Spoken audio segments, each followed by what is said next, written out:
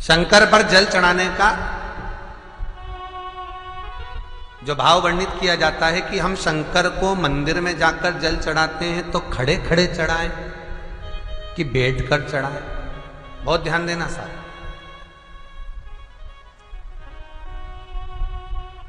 शंकर में मंदिर में जाकर हम भगवान शंकर को जल चढ़ाएं तो खड़े होकर चढ़ाएं कि बैठकर चढ़ाएं। अब दो तरह का शिवलिंग है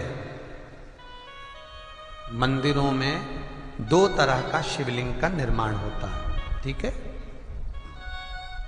एक विष्णु शिवलिंग, एक शक्ति पार्वती शिवलिंग। दो तरह का शिवलिंग मंदिरों में होता है, दो तरह का शिवलिंग मंदिरों में होता है, समझ लेना बहुत अच्छी तरह से। एक शिवलिंग वो होता है जो जमीन पर डायरेक्ट जलाधारी रहती है, शिवलिंग रहता है, ऐसी जलाधारी पूरी की पूरी, और शिवलिंग जमीन पर रखा रहता है, भूमि पर रखा रहता है, डायरेक्ट जमीन पर। आप जल ले जाकर चढ़ाए, निकल गया रास्ते से। एक शिवलिंग जो जमीन पर डायरेक्ट शंकर भगवान की जलाधारी और शिवलिंग रखा रहता है, वो शक्ति शिवलिंग कहलाता है।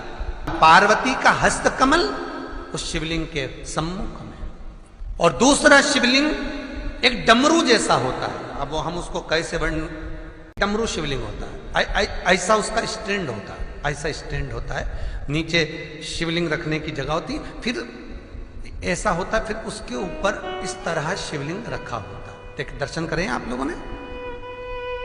अब फिर इसके ऊपर शंकर भगवान का शिवलिंग रखा होता है, ठीक है। इस तरह का जो शिवलिंग होता है, एक डायरेक्ट नीचे रखा हुआ शिवलिंग, और एक भगवान जो नीचे डमरू जैसी आकृति होती है, इस पे जो डमरू जैसा जो भाग बना होता है, ये भगवान विष्णु का हस्तकमल है, और ऊपर का जो भाग है वो भगवान ब्रह्मा का हस्तकमल है। इसको विष्णु शिवलिंग कहते हैं।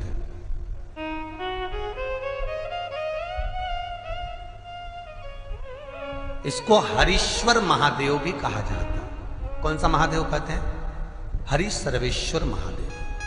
हरीश्वर महादेव भी कहते हैं, हरि सर्वेश्वर भी कहते हैं। तो डमरू जैसा जो शिवलिंग का निर्माण हुआ है मंदिर में, अगर शिवलिंग ऊंचा है, शिवलिंग थोड़ी सी हाइट पर है, ऊंचाई पर है, और डमरू जैसा भाग फिर उसके ऊपर जलाधारी के बाद शिवलिंग निर्माण किया गया है, तो वो विष्णु शिवलिंग कहलाएगा, वो हरीश्वर शिवलिंग कहलाएगा, वो हरि वंश शिवलिंग कहलाएगा, हरीश्वर कहलाएगा। और जो डायरेक्ट सीधे जो रखा हुआ है, 12 ज्योतिर्लिंग के अगर आप दर्शन करेंगे तो कहीं पर भी आपको विष्णु शिवलिंग नहीं मिलेगा, केवल एक नागेश्वर को छोड़कर जम के बोलिए, केवल एक नागेश्वर, नागेश्वर को छोड़कर बाकी के जितने 12 ज्योतिर्लिंग में शिवलिंग के दर्शन करोगे सब शक्ति शिवलिंग मिलेंगे, सब जमीन पर। आप जितने भी देखेंगे, काशी का देखेंगे, महाकालेश्वर देखेंगे, तो डायरेक्ट जमीन पर जलाधारी बनी है महाकाल बाबा की, डायरेक्ट जमीन पर बनी है, कोई ऊंचाई नहीं है, डायरेक्ट जमीन पर फिर शिवलिंग है। ओमकारेश्वर देख लीजिए, ममलेश्वर देख लीजिए, आप चाहें तो विश्वनाथ देख लीजिए, डायरेक्ट जमीन पर। सोमनाथ देख लीजिए, डायरेक्ट जमीन पर। केदारेश्वर देख लीजिए, डायरेक्ट जमीन पर। भीमाशंकर, वैद्यनाथ, डायरेक्ट। आप वैद्यनाथ जी के लाइव प्रसारण कभी चालू कर देखना, डायरेक्ट जमीन पर, डायरेक्ट। तो जितने भी शिवलिंग हैं सारे के सारे शक्ति शिवलिंग हैं। जो डमरू के भाग पर रखा हुआ है वो हरीश्वर शिवलिंग, विष्णु के हस्तकमल पर जो रखा है, तो शास्त्र कहता है आप शक्ति शिवलिंग का जब जब अभिषेक करें, बहुत ध्यान रखना अपनी जिंदगी में इस प्रसंग को श्रावण के महीने में बहुत ध्यान रखना। आपके आसपास में भी मंदिर हो तो उस पर ध्यान रखना। जो शक्ति शिवलिंग हो उस पर जब भी जल चढ़ाना तो बैठकर चढ़ाना, बैठकर चढ़ाना। शक्ति शिवलिंग पर जब भी जल चढ़े, भले शिवलिंग कितना भी ऊंचा हो, कितना भी ऊंचा हो, तो संघी से चढ़ा दो, पर जल बैठ कर चढ़ाइए। भले शिवलिंग ऊपर है, पूरा तरह से हाथ नहीं पहुंचा, जैसे सोमनाथ जी में अब शिवलिंग कितना बड़ा है, महाकालेश्वर का शिवलिंग कितना बड़ा है, तो उसको तो बैठकर स्नान नहीं करा सकते। भले शिवलिंग कितना भी ऊंचा हो, पर अगर भूमि टच है, शिवलिंग अगर भूमि टच है, शक्ति शिवलिंग है, तो भले आधा शिवलिंग नहाए, आधे पर पानी जाए, पर बैठकर ही स्नान कराया जाता है।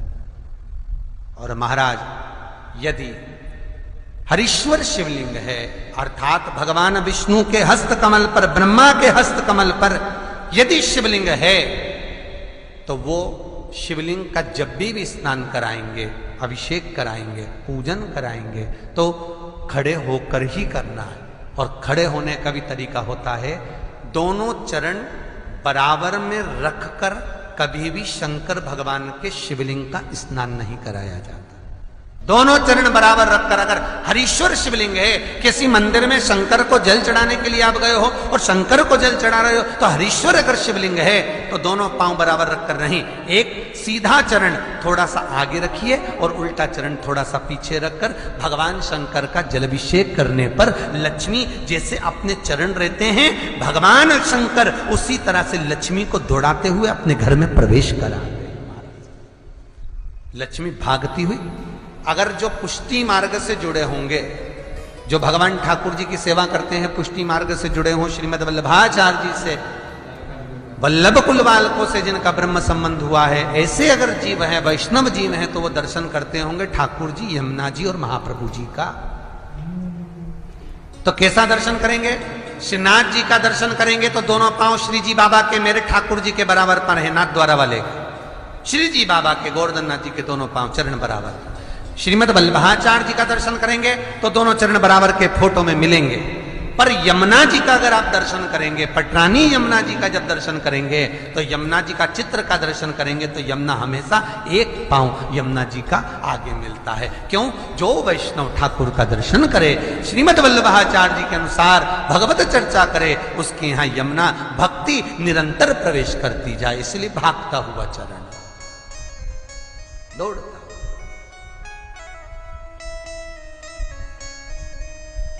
दौड़ता। तो शंकर भगवान का अगर हरीश्वर शिवलिंग है, कहीं शिवलिंग डमरू आकृति पर, अगर ऊंचाई पर है, हरीश्वर है, तो फिर जल खड़े होकर चढ़ाए, चरण आगे पीछे। बहुत ध्यान देना महाराज, हरीश्वर शिवलिंग का वर्णन किया महाराज। बहुत सुंदर बात कही है, बहुत ध्यान से सुनिएगा। शक्ति शिवलिंग के ऊपर जो जलाधारी लगती है, शक्ति शिवलिंग के ऊपर जो जलाधारी लगती है, वो 5 मिनट, 10 मिनट, आधा घंटा रखकर 24 घंटे के लिए हटा सकते हो। शक्ति शिवलिंग के ऊपर जो जलाधारी लगती है, वो 15-20 मिनट रखकर, आधा घंटा रखकर आप हटा सकते हो। पर हरीश्वर शिवलिंग के ऊपर, भगवान विष्णु के हस्त कमल पर जो शिवलिंग का निर्माण आपको अभी वर्णन किया, अगर वो शिवलिंग है तो उस पर जलाधारी अगर लगी है, तो कम से कम 5 घंटा, 8 घंटा तो जलाधारी को रखना पड़ेगा ही। बहुत ध्यान दीजिए महाराज। शंकर जी की प्राण प्रतिष्ठा करते समय, शंकर जी की स्थापना करते समय, शंकर जी को प्राण प्रतिष्ठित करते समय एक एक चीज का ध्यान करना पड़ता है कि हमें कैसा शिवलिंग रखना है, कौन सा शिवलिंग रखना है, कैसे स्थापना करना है, किस भाव का होना चाहिए। शंकर के मंदिर में शंकर जी विराजे हैं, तो गणेश जी, कार्तिकेय और पार्वती की मुद्रा कैसी होना चाहिए, गणेश जी कौन सी सूंड का होना चाहिए। जब शंकर के मंदिर में हम आराधना कर रहे हैं तो गणेश जी की सूंड किस ओर होना चाहिए, पार्वती की मुद्रा कौन सी होना चाहिए, षडानंद कार्तिकेय की दृष्टि कहां होना चाहिए, ये शंकर जी की प्राण प्रतिष्ठा में देखा जाता है।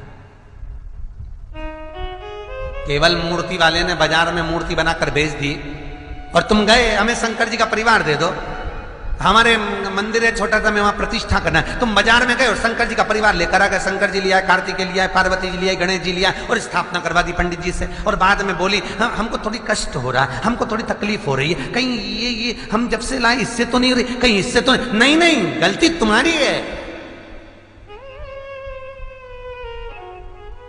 तुम तो बस गई और लेकर आ गई।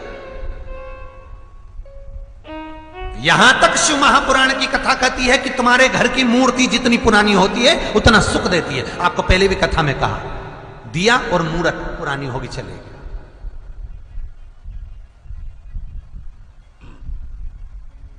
पुरानी चढ़े हुए जल को जब आप थोड़ा सा लेकर आते हो, आपको बताया था ना कि खाली लोटा नहीं लाना चाहिए, खाली कलश शंकर जी के मंदिर से वापस नहीं लाना। शंकर भगवान को जल चढ़ाया, चढ़ाने के बाद थोड़ा सा जल हाथ में या कटोरी में या कलश में झेल लिया, भले 2 बूंद लाओ पर अपने घर पर लेकर आओ। उस 2 बूंद जल का भी स्पर्श कलश के अंदर हाथ की 3 उंगलियां लगाकर अगर त्रिशूल पर टच कर कर मात्र आपने उस कलश के अंदर लगा दिया और वो जल भी आपने अपने घर पर छोड़ दिया, छीट दिया या उसका आचमन मात्र हो गया, तो व्यक्ति का यश बढ़ना अपने आप प्रारंभ हो जाता है, उसकी यश की प्राप्ति उसको होने लगती है। शिवलिंग पर जल चढ़ाने का नियम जाने और